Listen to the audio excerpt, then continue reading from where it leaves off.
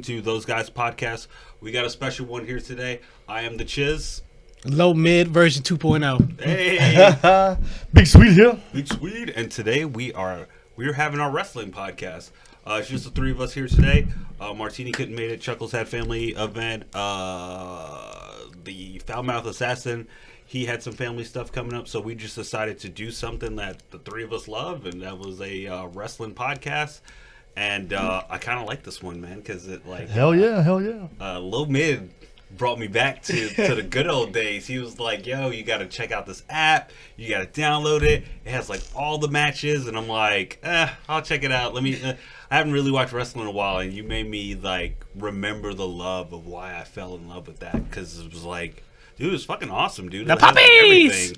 Dude, the King, like, JR sells. Stone Cold. JR and the King sell every match. Good God Almighty! Yeah. And I'm just like, dude. And I don't know if you ever noticed this. Beat up like a government you. Like back in the days, every pay-per-view, they always took out the Spanish table, dude. Oh, yeah. That was like the first table to be that taken out was the Spanish table. And you're just like, okay, well, then we'll go with what you're doing. And it was like every table. And I'm like, all right, well, this is going to be interesting. But, I mean, it just going back and, being on the app and, watching the matches, they were really, how would I say this? It was just really nice to just enjoy. It reminds you of, like, when they say you're a kid, you always just try to remember those kid moments and you try to, like, enjoy those times. It's like, I watched them and it made me remember the times of just, like, sneaking to like watch Raw and like Sunday night, good times, and when SmackDown first came on the scene, and The Rock and Austin and Triple H, and I loved it, and like even now I'm like I've gone back and I've watched like some of the old matches, and me and Low Mid, we go back and we've been watching some of the old matches, and you're like, who the fuck is that guy? We was watching SummerSlam 2000 the other day when Black Man knocked Shane off the Titantron. Like, who the fuck is that guy? Why do you for God's so sakes, much? Dude? Like, why is it so horrible? Well, okay. So what I've noticed is like even when I look back at some of the old, like, let's say like I'm gonna say from like 95 into like 98, right? Yeah. You had a lot of like weird stuff like Bonk the Clown. Yeah, no, right. What was the guy, the Bruiser, who was like basically a guy dressed up in a whole hockey getup and would wrestle? And or there's a guy that would eat worms. Yeah. Yeah. Well, what the fuck is that? And then you had like you still had like LOD and the rest of them, but like just even watching it was just kind of weird. And then like I started watching Monday Night Wars. Yeah. One of the best contexts on that. Probably. Yeah. I'm not gonna lie to you on that one. Monday Night Wars kind of just changed everything for me because like back in the day, like I was all about Raw. There was no questions asked. It was like I was all about Raw. The first game I played was Raw's War. That was it, and I was hooked. And like my cousins who lived in Atlanta, they were all WCW. Yeah, definitely. So it was kind of like we would always argue every summer, every summer. Because it was always like, WCW is better, no WWF is better, no Stone Cold is better. Hell yeah! You know what I mean? And we would just go through it, and to a point where at one point, like, they came one summer, and they were watching the WWF with us, and they were just kind of like, we have to concede, man. Like, WWF is like, they liked it. Nitro was pretty good. Yeah. Until... the New World Order, Goldberg. Yeah, man. Nitro wasn't bad. Like, I think the thing, because I never, like my uncle watched WCW. Like, he watched it, like, in the beginning. So, like, he was a big WCW fan. And even just watching it when it was, just watching it when, like, Hogan was there and when Flair was there. Like, he'd been watching it then. But even, like, as I was watching the Monday Night Wars and I was seeing everything, like, WCW had great content. Definitely. Dude, they had great content. Like, even it had me sitting there like, maybe I should go back and like start watching some of the Nitros because like their stories look so good. Yeah. But my thing was, I see what killed it, but my thing was, like, if the NWO, like, you see how DX was? It was 4 guys. Yeah. They stuck to it. It was 3 of them, and then they went from being 3 to like I think it was like 5 of them. Yeah, It was like what it was Road Dog, New Mr. Age Ass, Outlaw, I think it's X Pac. Yeah, 6 people I think. With China, with Triple China. H Yeah. and China, Yeah. 5 of them, and then Yeah. HBK made the 6th. Yeah. But he was injured for Yeah. a while, so they had the 5 of them, and it was just 5 of them. Yeah.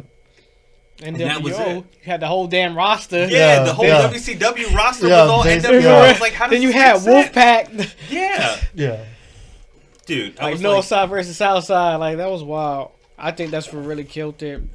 And just watching the Monday Night Wars, this is one thing that I like.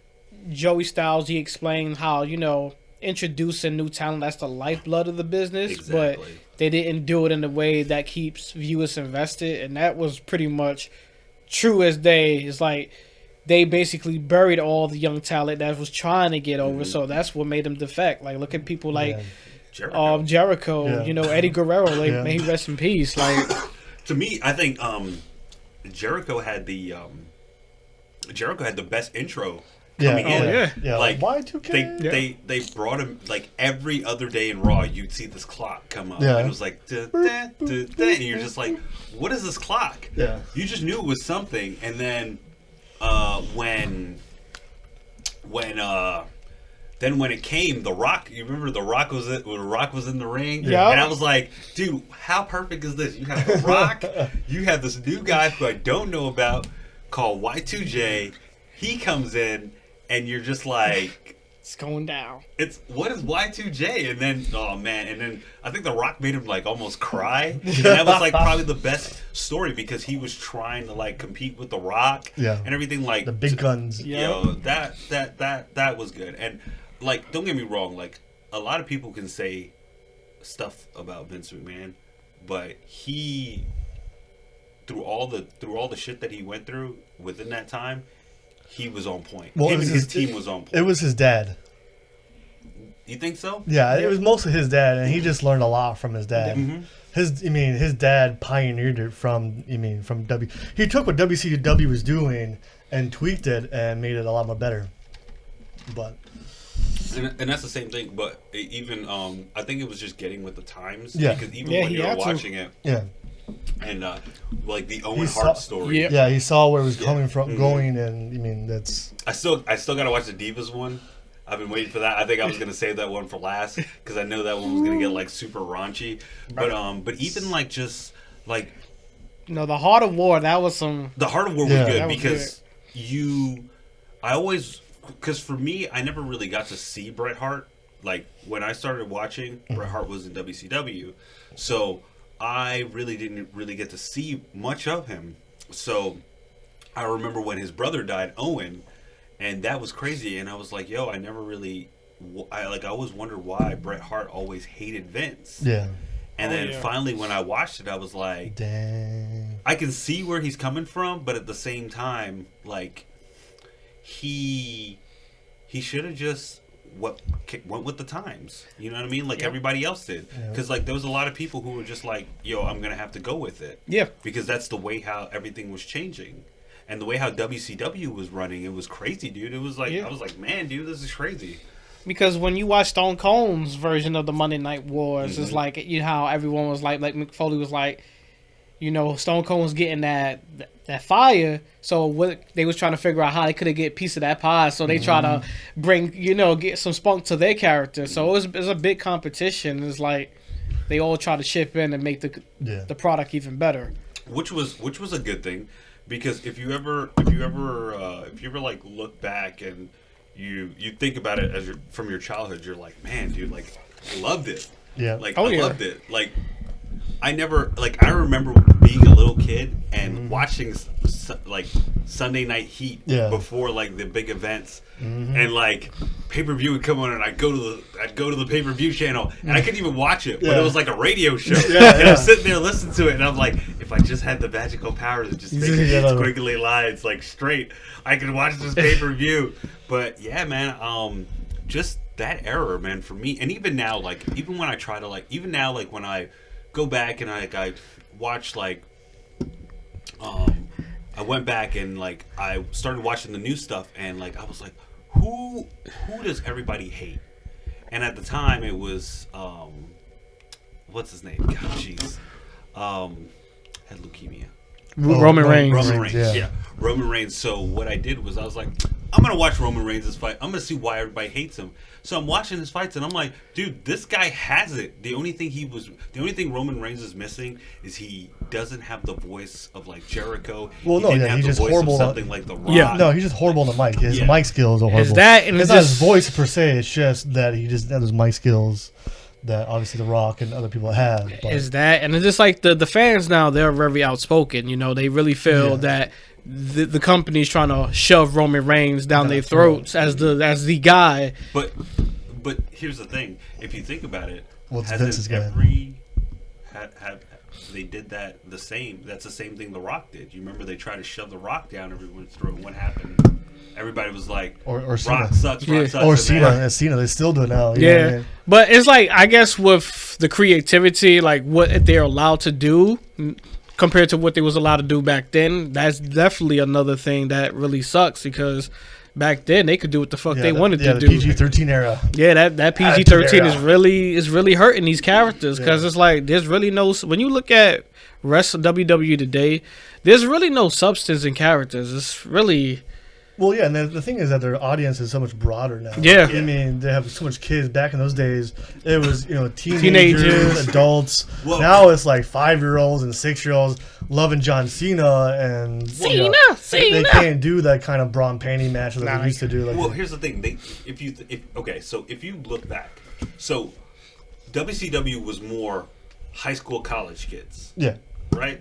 Where the WWF, they still had kids. And even when they transitioned from what they were doing with like the new stuff, if you still looked, there were still kids there. Oh, Like, yeah. Oh, yeah, there were yeah. still kids there. Like even throughout the brawl and It's- panty matches. it's and just throughout modern times, though. Yeah. I mean, it's just. Not gonna lie, my favorite part about the Brawl and Panties was this King commentary. Yeah, I know, right? The Puppies. What was the other one? It was like a face sit match or something that they had. Oh, the thong stinky face Yeah. match. Yeah. Oh my Yeah. god! Yeah. Like, let me in there. I've been wanting those for months. He was like, I don't think this is a bad match. And I'm He's sitting like, there, I'm like, yeah, you I definitely call could this a have happy that. face match.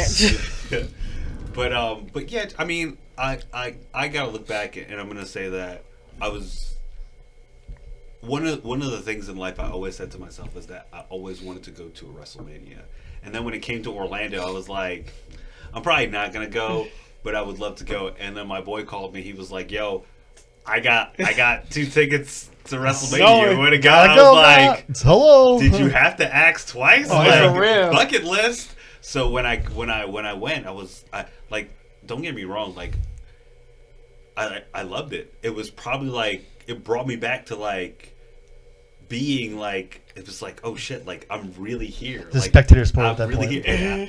And I couldn't say I had like the best seat, Yeah. but it was just being there and in that ambiance of just like, Environment. And that was when the It Hardys was- came back too, right? yeah, the Hardy came back and won the tag team. Yo, Yeah. fans went ape shit. Oh yeah, dude. It was I did fun. too when I was watching it. Yeah, definitely. And then that was when like Goldberg speared what's his name? Brock Lesnar. Yeah.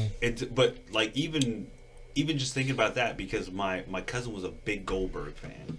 Yeah. And like just me being there, like looking at him, I was like, dude, I'm fucking looking at Goldberg live right now. I like took a video and I'm like, dude, fucking Goldberg came out, and he's like, dude, you're an asshole for sending me that. I was like, man. Yeah, Goldberg is the shit though. And it wasn't a bad. I mean, it probably wasn't the best WrestleMania, which we'll get into that later. Yeah. But it probably wasn't the best WrestleMania. But I like, me and Low Mid have been having this conversation. I had one with a couple other people who are like heavy wrestling fans, and we just kind of had like our favorite WrestleManias. But let's jump into this topic here real quick. Let's go with top 5. Who's in your top 5 wrestlers? Now, number 1 is going to be Stone Cold Steve Austin. Okay. I'm going to go with... The greatest heel of all time. Who else, man? This is tough after Stone Cold. I know, right? I know. I'm going to have to go with Shawn Michaels. Okay. Ric Flair. Okay. The Undertaker. Of course. Well, was he really that good though? That's the question. Undertaker? Yeah. Dude, Undertaker was the shit, bro. Besides his legacy of the record, was he really that good of a wrestler?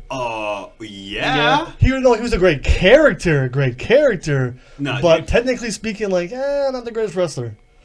He to me, His- judging by from what everyone says, and everyone who's seen him wrestle, wrestled with him, and even just hung around him, they say he's a great mentor. They say he's really great in the ring, and they said he's him, dude. Yeah. I can't argue, bro. Like he after his tenure with the WWE, you can't go wrong with that. Well, yeah, of course, but you mean that was set up a long time ago.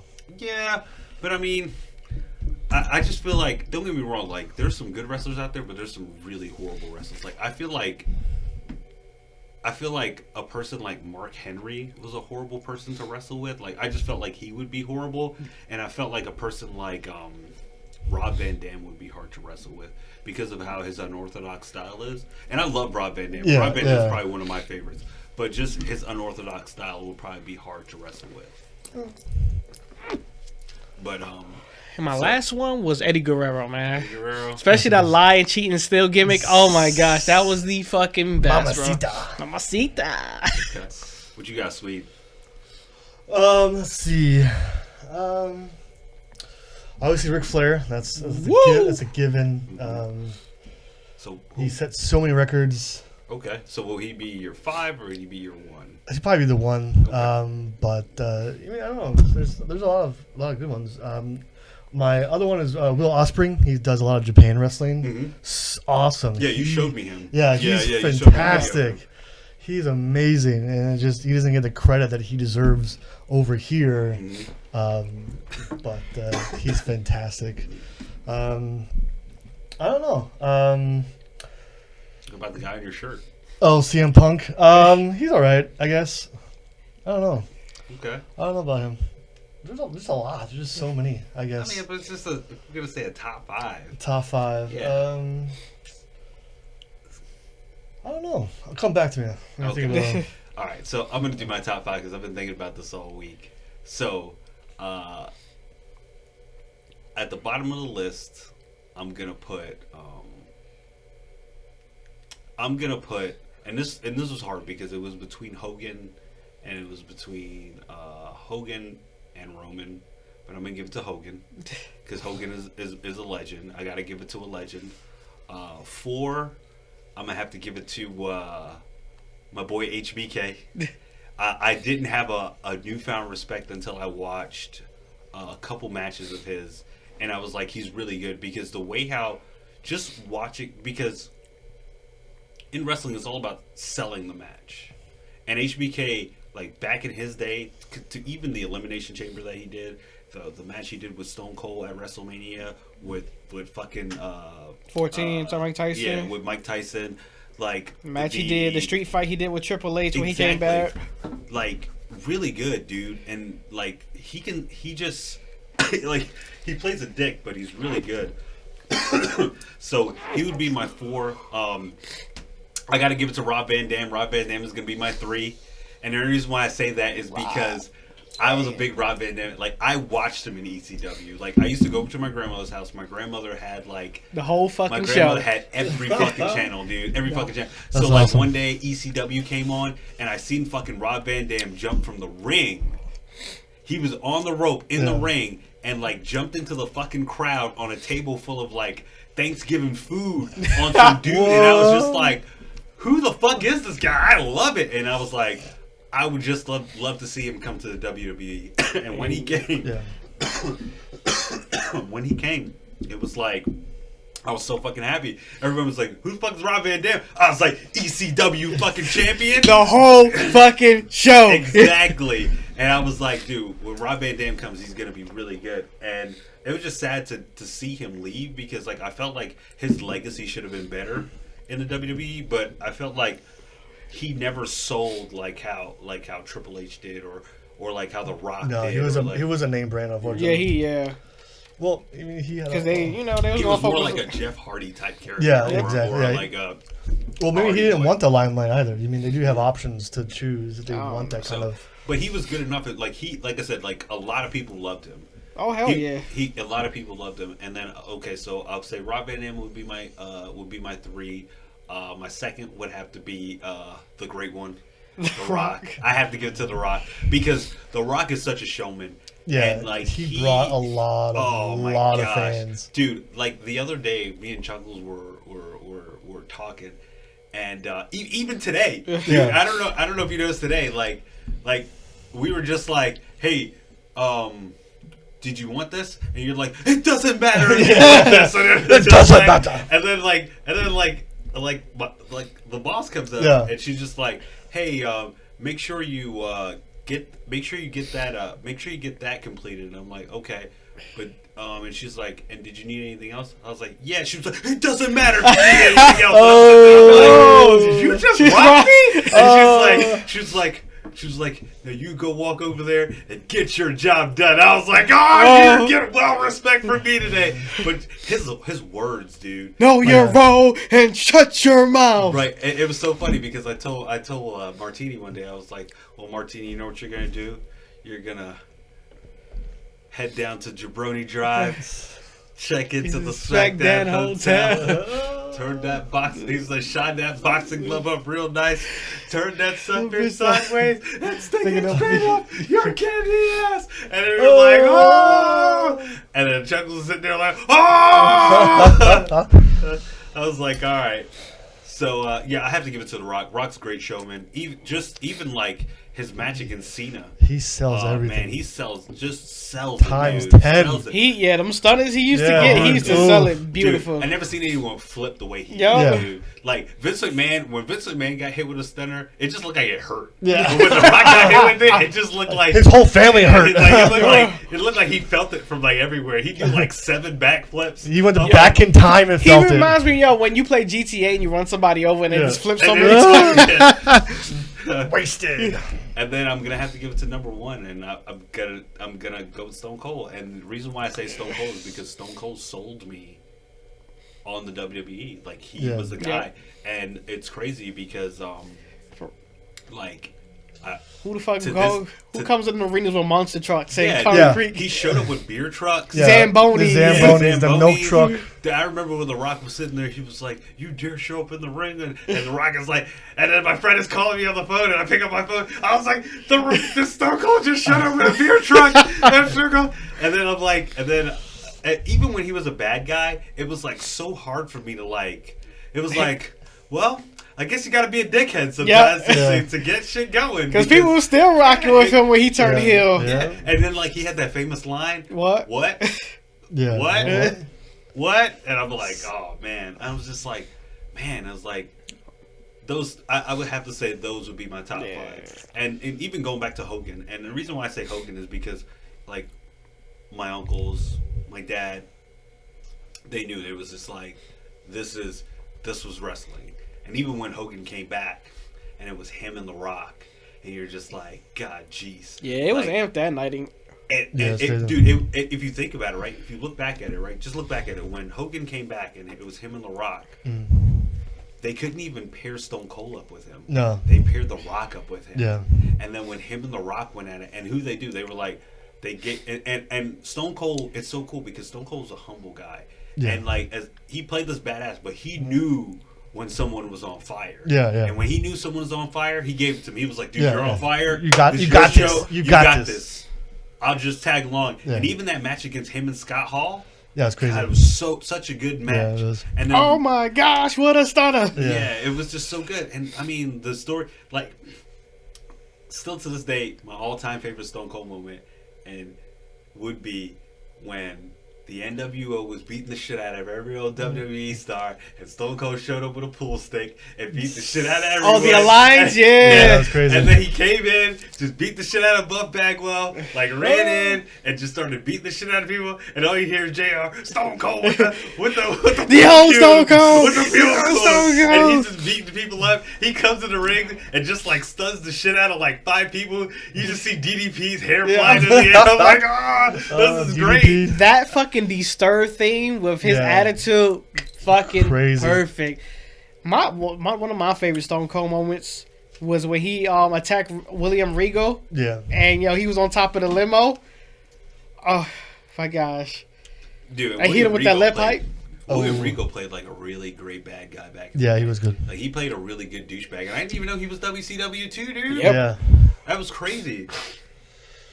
It's so crazy because like they were bouncing around like kids. It was like, oh, I'm gonna go with my stepdad, and oh, I'm gonna go with my mom, and I'm gonna go with my dad, and I'm gonna go with my mom, and that's how it kind of was. But I mean, like just watching those. And you gotta give William Regal props, man. He literally kissed Vince McMahon ass on Yeah, public definitely. TV. Yeah. Like, But not even that. Just like and William Regal went from being like this mediocre wrestler to like. Even like whenever he had a belt, like when he had the European belt or when he had the Intercontinental belt, he was still like a good bad guy. Yeah, The you brass could not- knuckles. Yeah, you could not dislike him. Yeah, but his technical wrestling was on it was point. really Yeah, good, yeah, and that was crazy because he if was you a think brawler. about like And his good brawling, yeah. technical wrestlers, like okay, so Patterson and Briscoe, right? Mm. They were kind of like the guys back in the days who would wrestle, who would like basically like take you around, and that's what they were saying when The Rock came. And I think it was Patterson was wrestling with him, and he was like, "Yo, this kid's gonna be a star." He was like, he has everything. And even when he like dueled with Stone Cold and they dueled in the ring, he was like, "Yo, Stone Cold has everything that you need." And on top of it, just let him talk. Yep. Let him talk. Yeah. And I was like, "Yeah, that's gonna have to be my top. They're gonna be in my top 5." And no lie, if I could add one more person into that, and I'm devil's advocate for top 6, I have to give it to Booker T, bro. And the only reason why I say that is Booker T to me was probably one of the best. He was really good technical wrestler. Down he to was earth. great on the mic. Yeah. He was like it just sucked because like he was competing with Stone Cold. He had the rights. He had Stone Cold. He was competing with. He was also competing with The Rock. And then he had all this, but he still was there. Yeah, he still and that was the thing. stood out. Yeah, and that was the thing. He still was there, and then he did his thing. And I gotta give it Spit to on fucking it. Booker T, dude. Yeah, I do give him props because when you Mad watch props. that whole the Monday Night Wars, and after WCW got bought out and they all transitioned, you got people like the NWO, Goldberg, Sting, they all had guaranteed paychecks Yeah. till their contract ran And out. they just sat He was out. just like, you know what? I was gonna try and make a shot, and he did the best he can to make something out of it. So I give him props on that. Yeah. And the crazy thing about it is that they, like you said, they didn't care about the younger generation. So you had the Booker T's coming up. You had Rey Mysterio. And it's so crazy because I remember Rey Mysterio in WCW. He was nobody, bro. Yeah. And he comes into WWE. He's like this big time player. Yep. He like ends up winning like all these good belts, and you're sitting there, you're just like, man, dude, like Yeah, he's a great wrestler. really great Yeah, wrestler. he really. Yeah, Chris Yeah. Jericho, he made something Yeah, under Chris Jericho made something WWE. out of himself. The Radicals, like part of them made, Mm-hmm. some of them didn't. Take a moment. Even though he did what he did, Chris Benoit was a great wrestler. That is the best. That's like probably the top touchy subject Sad in moments. wrestling history. It's like you loved his technical wrestling, but it's like, damn, that what happened. It just It's crazy. yeah, it's it's a crazy. tug of war. Like it's very touchy. My thing is, okay, like I personally still think that he should make it into the Hall of Fame, okay, I understand what happened. Like it's messed up what he did to his family. It's messed up what happened. But he still was probably one of the best technical wrestlers Oh, of out course, there. of And I course. still think that, even though throughout everything that happened, he should be at least, even if they don't give him something big, he should be in the Hall of Yeah, Fame. And it sucks because I was ready for that CM Punk Oh, and Chris yeah. Benoit Yeah. match for the ECW title, and this shit happened. I'm like, great. Yeah. And then they had the Vince McMahon, I guess faking his own death storyline they was going to do, and And that they pretty didn't even much do that. they couldn't even Yeah. do it. But Yeah, they could even do it. if you think about it, like even if you listen to a lot of the stories, like a lot of people think that. Well, I mean, a lot of people think that he didn't do it, and then other people were like he did it. And I think probably one of the saddest stories that was like listening to Chavo's story.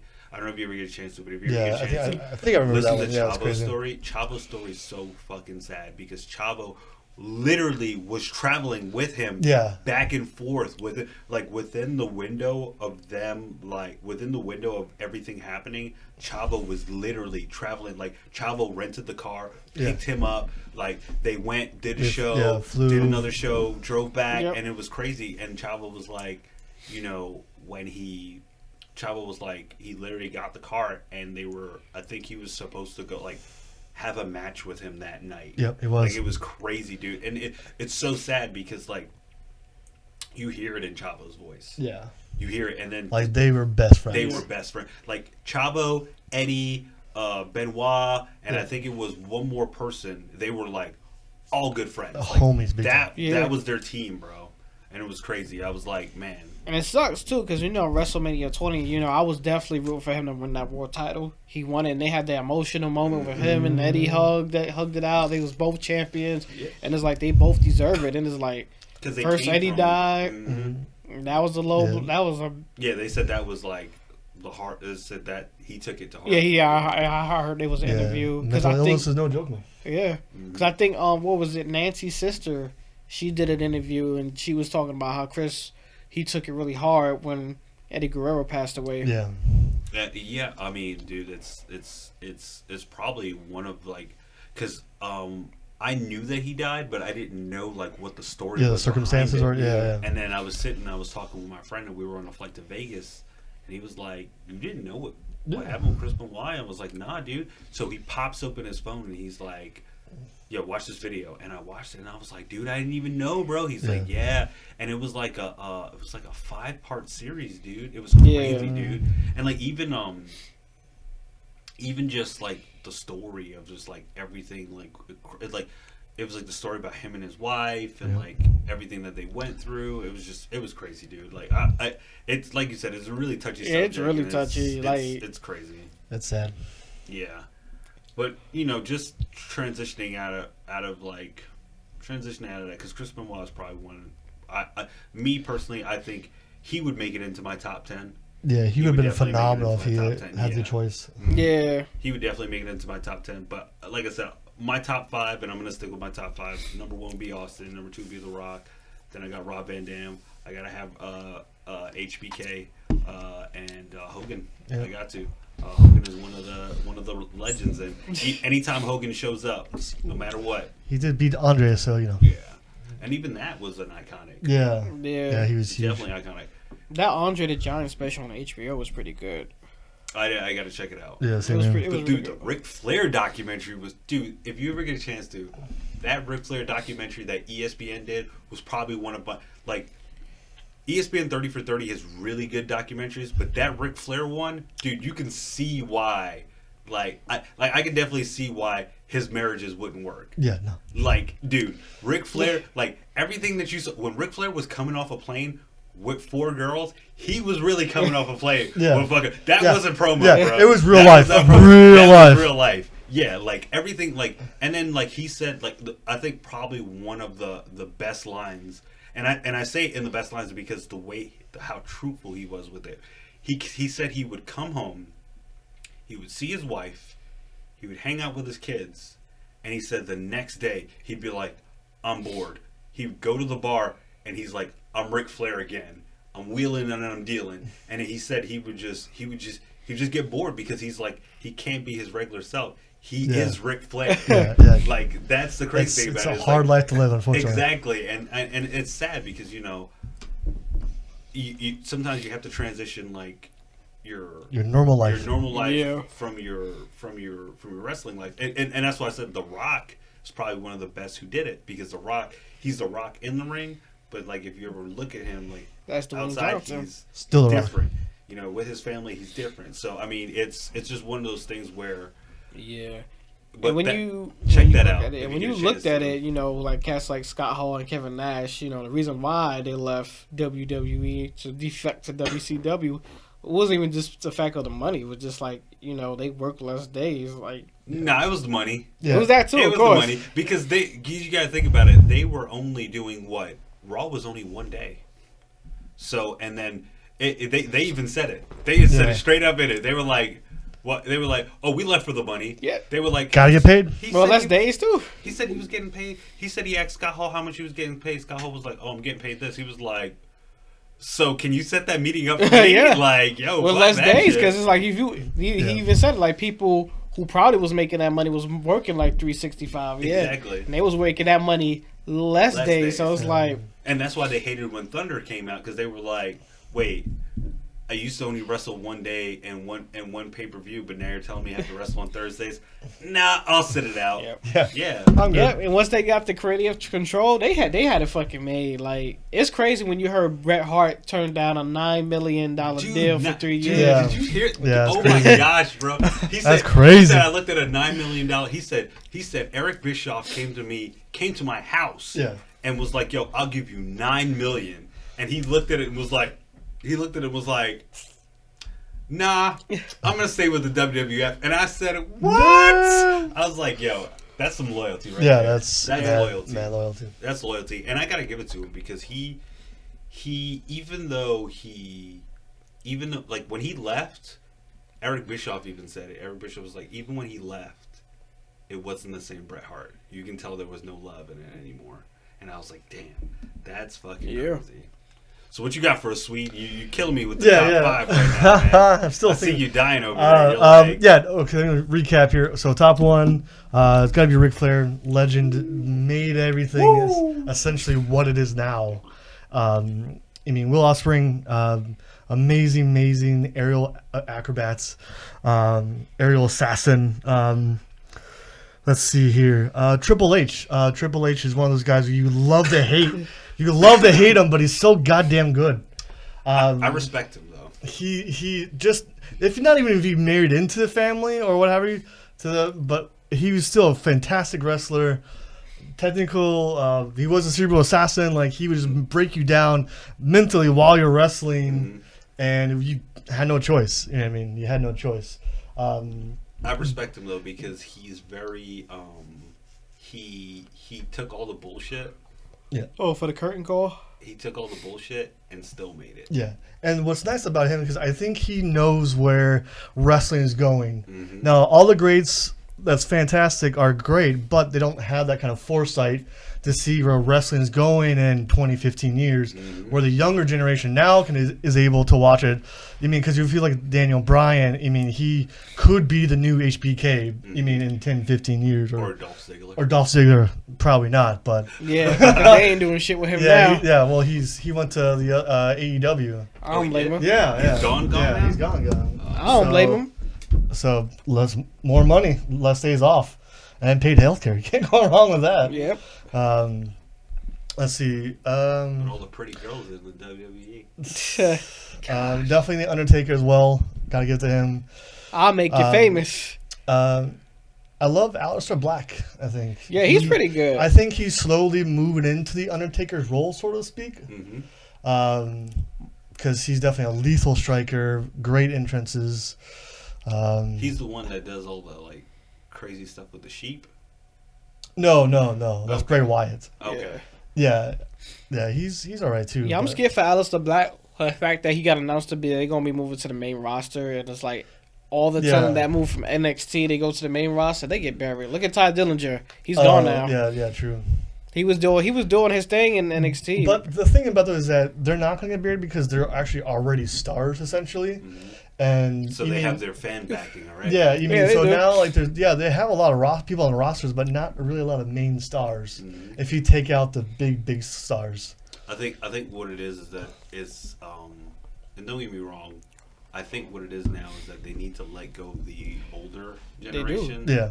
And then just kind of revamp because like the Hardys, I think the Hardys they're still in it, but I think they should. I think it's time for them now to be like managers. Yep. Or Yeah, they need to pass the baton. Yeah, because when you look at teams like Sanity, like I haven't seen Sanity in God knows how long, and you know Killian Dane, he was making his mark on NXT. He was doing some crazy shit. Yeah, now it's just like AOP for real, AOP for killing real. it.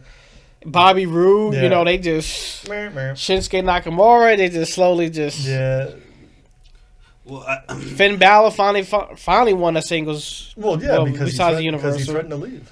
I don't And blame that's him. how it basically works. Like the Revival. Don't fucking because the Revival Just is like- one of my favorite teams Yeah. too. And the last one is Bo Dallas. Gotta believe, bro. Oh, Gotta believe. believe. I love Bo Dallas. Okay. So sweet hit us with the top 5. I give you that. I give you that. Believe. So what would you say? I'm gonna hit you with another one. So just work with me on this. That's One. fine, What would that's you fine. say would be your most memorable match? Like one that you can always say, you know what? Probably hands down one of my favorites. No questions asked. This is it. I guess it's memorable because it's all for the wrong reasons. When the Undertaker lost. Wait, the first time to The Triple H. WrestleMania. No, WrestleMania. not to Brock. Yeah, to Brock. At WrestleMania. His first WrestleMania Yeah. loss. Oh, that was Because The Rock? you Yep. saw the Undertaker just not be Undertaker.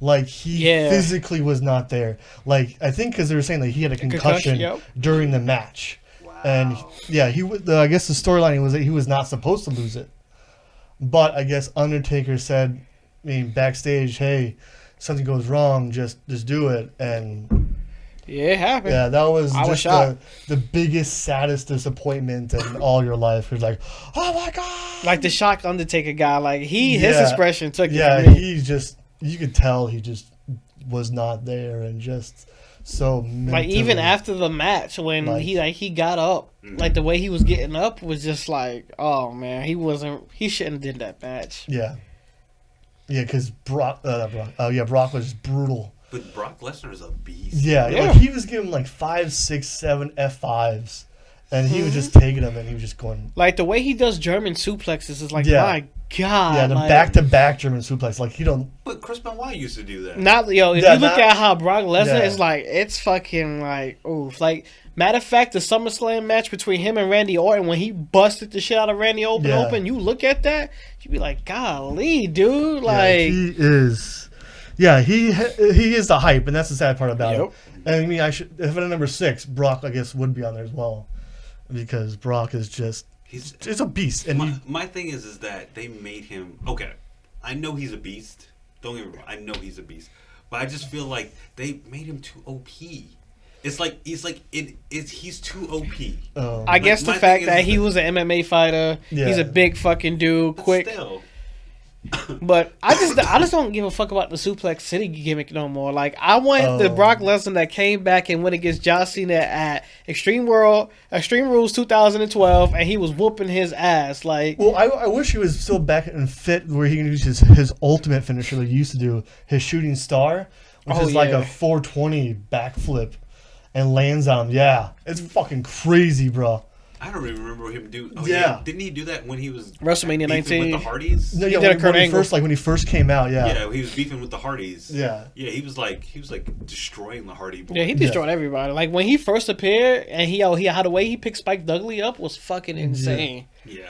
Yeah. But Spike Dudley used to be like the beat stick for everybody. God, jeez, I saw Spike Dudley go through a table the other day. Yeah, it's just like, how are you wrestling, dude? Yeah, Like, how are they you not dead? destroying How are you not dead? Yeah, dude, and he's like so like if you look like I was watching it was Bubba Ray Dudley, it was Spike, and it was the Hardy Boys versus like the two Big Samoan guys, Rosie. Oh, and- Jamal, yeah, and- 3 minute yeah. warning. Rest in peace, both of And y'all. I was just like, so I'm watching it, and they put fucking Spike through a table, and I'm just like, how is he not dead? Like, Jeff Hardy has, like, Matt and Jeff have more meat on their bones than this guy does, and I'm like, I'm trying to say the same thing with Mick Foley when he fell off that damn Hell in the no, Cell. but Mick Foley, at least, the way how Mick Foley fell, if you look at it, the way how he fell on the table, but what happened was the table bent, and he flew right into the fucking, like, bar, Yeah. bro. It was Well, like- and those tables are made to be collapsed. Yeah. I was So- like, shit.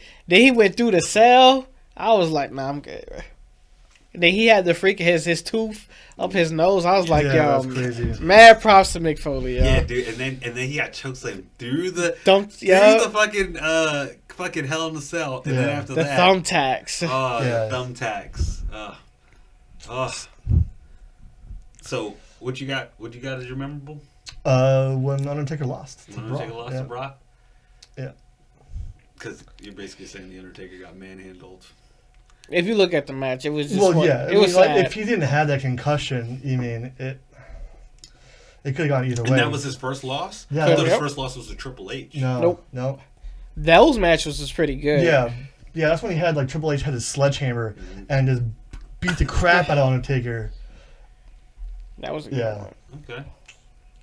I would have to say okay, so my all-time favorite match would have to be Stone Cold versus The Rock, WrestleMania 17. That's probably one of my favorites. Man, I've never seen, like, I was sick as a fucking dog. All right, you hear me? Sick as a fucking dog.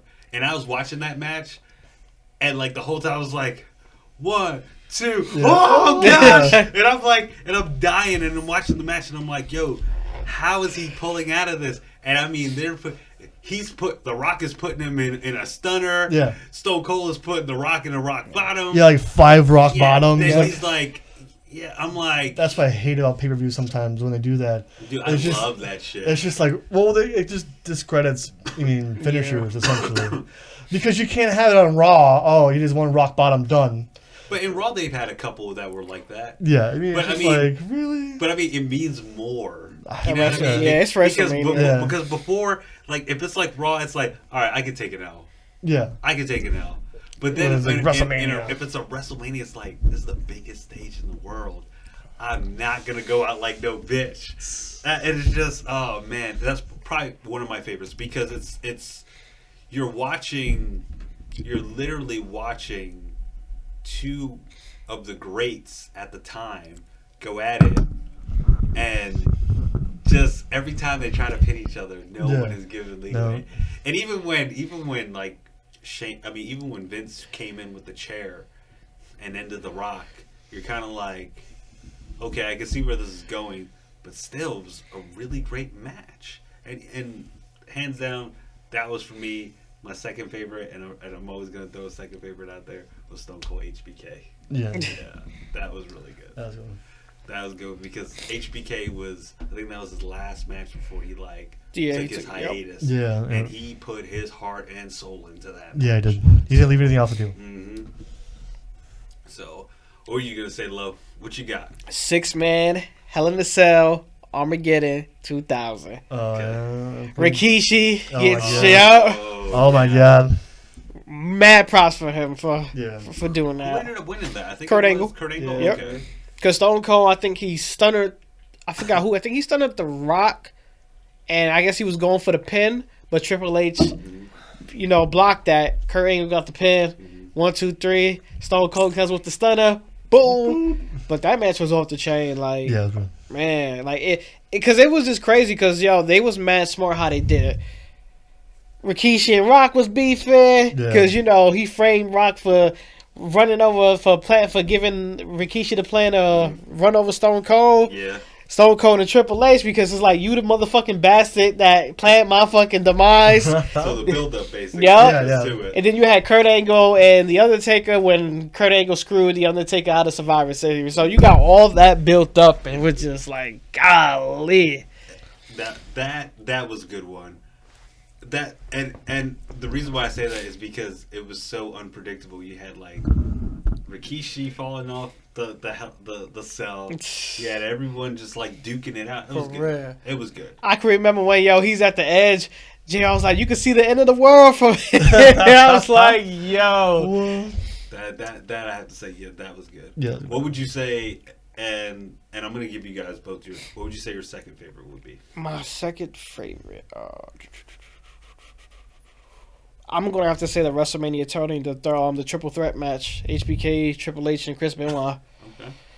Because everyone was waiting for that moment for him to win that belt. Yeah.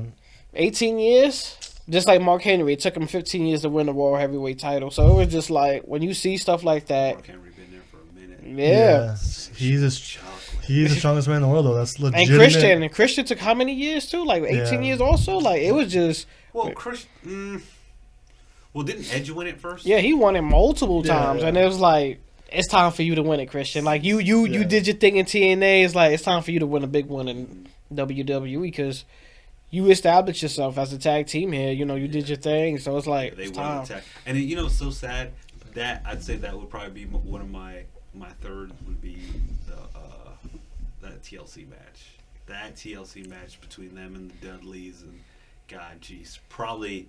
But all right, I'm jumping off and I'm throwing 3. I might as well just name it top 5. I know. His top 10 here. What would you say, Sweet? What would be your second favorite? I don't know. That's a hard one. I don't know if I have one. Come back to me.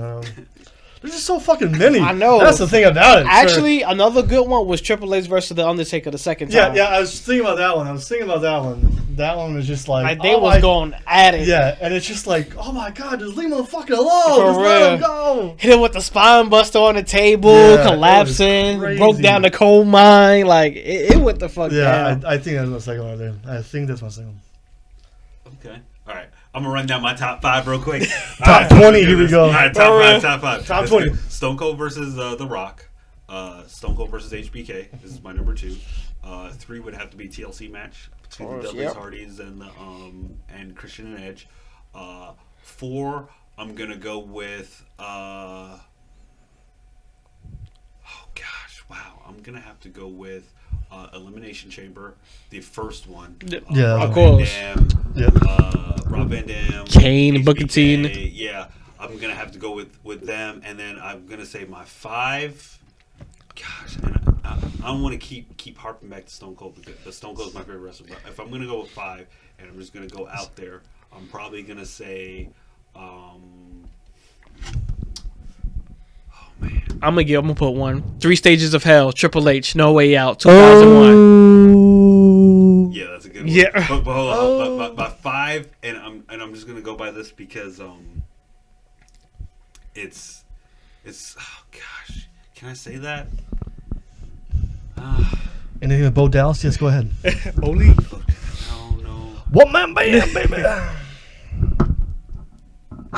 am you know what? give me a second to think. I got you. There's so many. Yeah, another favorite one of mine was Triple H, Stone Cold Survivor Series. No Okay. disqualification. Yeah, that was Stone Cold got the forklift, Yeah. lift his ass up, and just splat. That was a good one. That was a good match. Yeah, The commentary was funny, especially when Earl Hebner was trying to control Stone Cold and he gave him the finger, drinking the beer. King was like, yeah, he's not even thirsty. Yeah. And Stone Cold's like, yo, clean that shit up. And King was like, you heard him, JR, clean it up. Oh, man. Good times. I know. That was a good one. And then that 3 Stages of Hell, man, when he, Stone Cold, like, you could just feel the intensity and the hatred. Fucking hitting Triple H and Earl Hebner trying to get him. He just pushed him and say, get the fuck out of here. I was gonna say the Backlash match against Rock and Triple H, because the Rock and Triple H were going at it, and then Stone Cold showed up out of nowhere. He's not supposed to be in the building. Have that Patterson.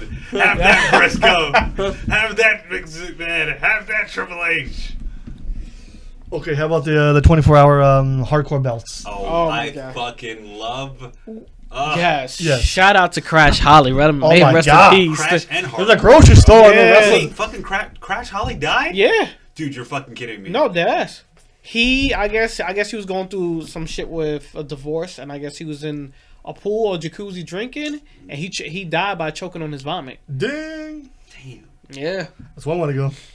Damn, and hardcore Holly was my shit. Yeah, dude. Crash was funny, yo. Like when they was getting at him at the playpen, like, oh man, Crash Holly was a star. I don't give a fuck what nobody said. Oh, yep, 2003. Yep. Damn, was that long ago? Yeah. Damn. There's a lot of. Oh. Suicide by drug overdose. Yeah, he was going through some stuff, and it sucked, yo. Because I really liked Crash Holly. Like Steve Black, man, he was getting it in.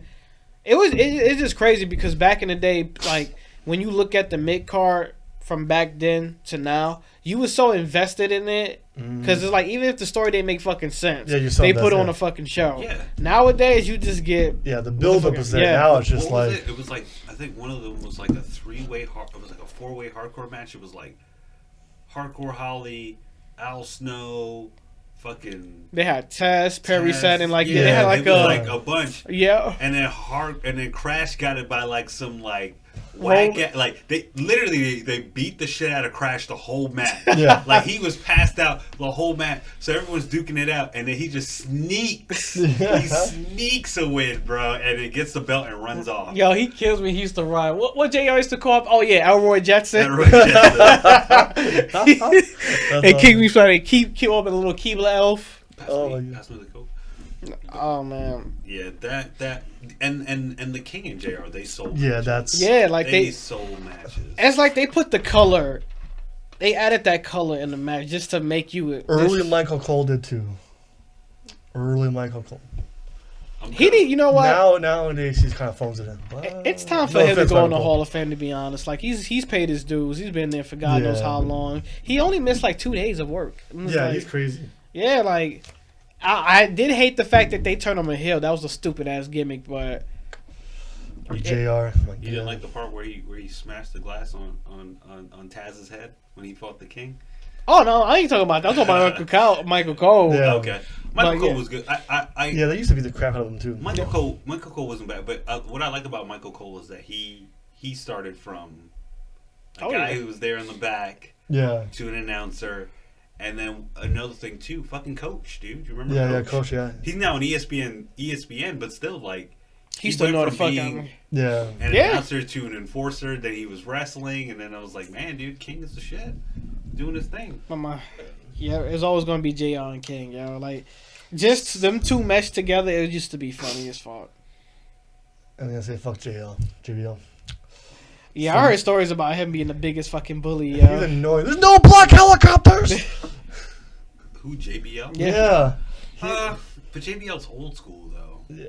He's been. Nah, there's some stories. Oh, Like, yeah, if you watch some interviews, they talk a lot of shit about him being a big fucking bully, yo. Oh, for real? Yeah. Oh shit. Yeah, he was a bad heel. I would. Yeah, there was a lot of fucking stories about him. Wasn't he was like coaching some Mexican guy, and then like it was like I don't know, man. It's so much WB shit. has some weird. Yeah, it's so many fucking stories, like backstories you hear. It's fucking crazy. Okay. And then what would you say would be like your memorable moment, Lo? Like if you were gonna look back and be like that, every time I see this moment, I always think. Besides Shane McMahon falling off the Titantron. The Rikishi and Stone Cold angle when X-Pac, Edge, and Christian was making fun of him, and Stone Cold came in down, whacked everybody with a chair, stunned the referee, and he hit the referee and he fucking stunned Sarge. And he chased that referee out the ring. Oh my gosh, the fucking the electricity at that arena was just off the chain, off the fucking chain. Anytime Austin comes back, it's always like that. What would you say memorable moment? I don't know, just too fucking much, way too much.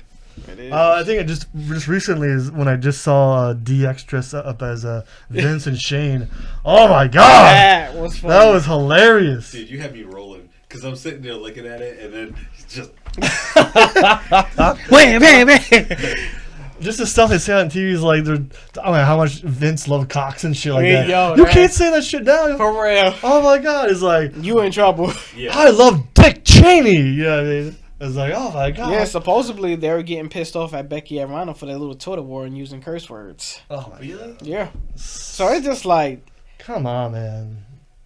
Yeah, because they're still trying to keep it like PG. You know But it's like... No, it's rated G now. It's not rated PG. It's G. But it's like, when you look at what they did back then, it's like, yo, you can go a little bit over the edge. Like, come on. Hold on 1 second. Foul mouth's calling.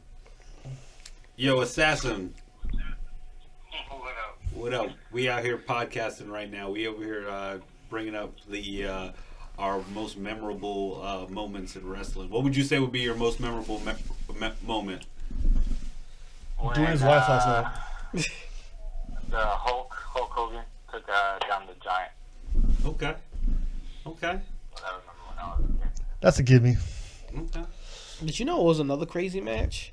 Sabu, Terry Funk, barbed wire match. Oh, for sure. That's fucking old school, bro. That was brutal. No, there was a good one. Was it Bret the Hitman Hart and Shawn Michaels? That was a good one. Oh, the Iron Man match? Hell yeah. Or Mick Foley versus Ric Flair.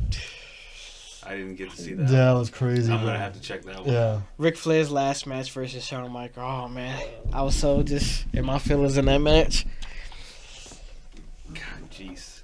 But foul mouth. Let me call you back. We want to wrap this up real quick. All right. Bye, Woody. If this guy, if I'm gonna say most memorable moment, I'm gonna go with and it's an Austin moment. Stone Cold Vince It's gonna hospital It's gonna be an Austin Test- moment, tube in Vince's butt. and it's gonna be most memorable moment. And I say this because every time I watch it, I always crack up with laughter, and it always reminds me of great times. Booker T, Stone Cold, in The supermarket. and in the church.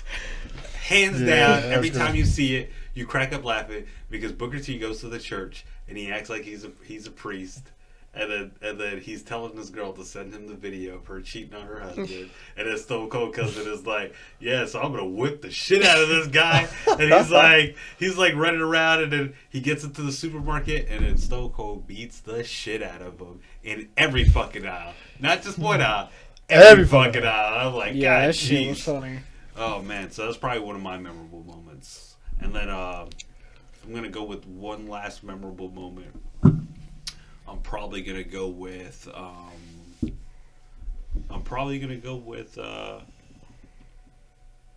Mankind falling off the Yeah. because even in that match he was like, "Yo, you're gonna throw me off this." And Yeah, Undertaker's like, what are you talking about? Wait, No, I'm not. and he's like, "Yo, you're gonna throw me off this." Oh, no, I'm Throws not. him off, and I'm like, "Dude, that's fucking crazy." For real.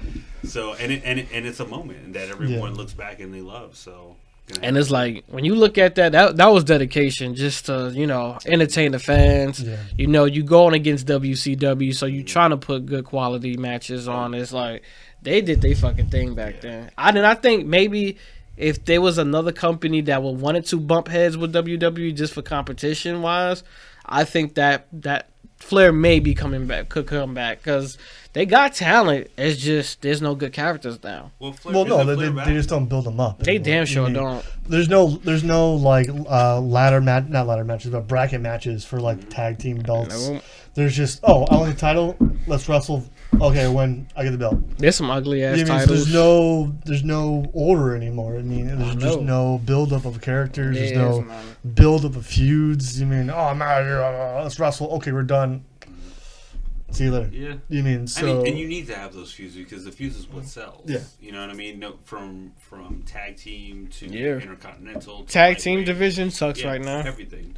Well, there's just so many tag teams. Yeah, they don't know what to do, and it's like when I watch NXT, and this is why I give Triple H respects. He's built it so consistently. It's like ever since I started watching Takeover, there hasn't been not one takeover I have not been disappointed Yeah, with. no. Edge on my seat all the fucking time. Yeah. Okay. Like when Kyle O'Reilly, the undisputed era, went against what was it? Oni Loki, another guy, I forgot his other name, Danny Burch, and then out of nowhere, fucking the War Raiders came and attacked him. Oh man, I was hyped. Yeah. So they just gotta get it together. Yeah. I gotta, like I said, I'm gonna have to go back and start like really like just watching it again because like I said, this app's probably been the best. And I'm gonna say another great moment and Here comes the not Stone just Cold in the moment. not just in the WWE. It's gonna be that one Ric Flair video I've been telling y'all about. It was like Ric Flair where the guy was acting as Ric Flair, and Ric Flair is like looking at him like, "Yo, you sound fucking just like me," and he's just like, Jay and Lethal. he's like, it's like the Four Horsemen walked in the ring and took a dump, and I'm just left like, that. and Ric Flair's face is just fucking priceless because he's just like, this guy sounds just like me. He literally is saying all the words I would say. Like, where the fuck do I go from here? And he's like trying to gather in his head what to say. One of my favorites. I have to give it to that. So. And I ain't gonna lie, I kind of missed the ECW one night stands. Those were some good moments. And Triple H ran those well. And That- ECW, you gotta give. I give ECW its respect because ECW used to do some extreme ass shit. Well, it is extreme Yeah. wrestling. Like the Dudleys used to jump off, like they'd be like up in the crowd with the people, Yeah. and the people were tapping them, and they're jumping off and jumping through tables, and I'm like, okay, and Sabu used to be out there doing crazy shit. When he went against Rey Mysterio for the Raw Heavyweight Championship, Sabu? yes, and when he did that, when he jumped off the top row and gave him that DDT through the table, that was fucking classic. Now I have to watch this. Or the Big Show winning the ECW belt. Yep. Over RVD. Just fucking Dude, Joey first of all, the Big Styles. Show is best move he did was leaving from WWF to WC. I mean, leaving WCW to WWF. Yeah. Like, became his own character. Yeah. Like, just totally built his brand. Just probably one of the best. Like, When he did his thing. The person who built the brand the most is Sting. He's the only one that was able to trademark his character. So no other character has able to trademark his character. But then you can say the same thing about The Rock. But that's not a trademark though. No, because like WWE had to buy the trademark off of him to use any likeness at all. So he was the only one that was able to make a product out of himself. Okay. And that's why you really haven't seen any classic Sting moments or any kind of merchandise or anything else like that because they haven't bought it. But now they were able to because they had to.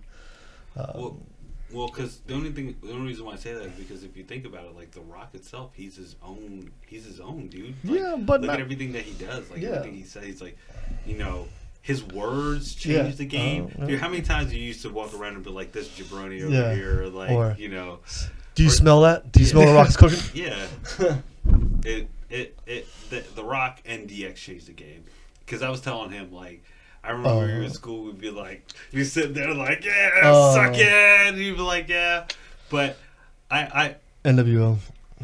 Wrapping up here with everything, I'm just going to say, even, like I said, wrestling is probably one of those things that will always have a place in my heart. Like, of course. Because it's just, it brings back, like, everyone can say what they want to say about it.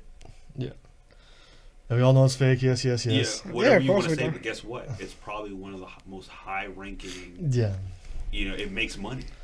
Like people still go to it. Yeah. Even, that's the thing about even if they hate the card, hate the storyline or whatever, they still go to the shows and watch it. You never see a show where it's not outsold. Yep, that's or true. Never been not fully sold. Or a star wants to be in it. Yeah. Like I remember we were at Wrestlemania in Orlando, and Gronk showed up. Yeah. And Gronk wrestled. Yeah.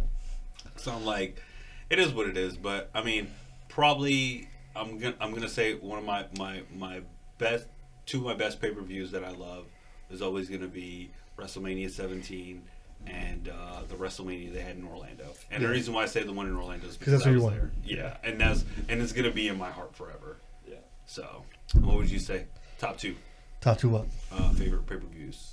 Oh, no, there's so fucking many of them. Just random. Just pull them out at random.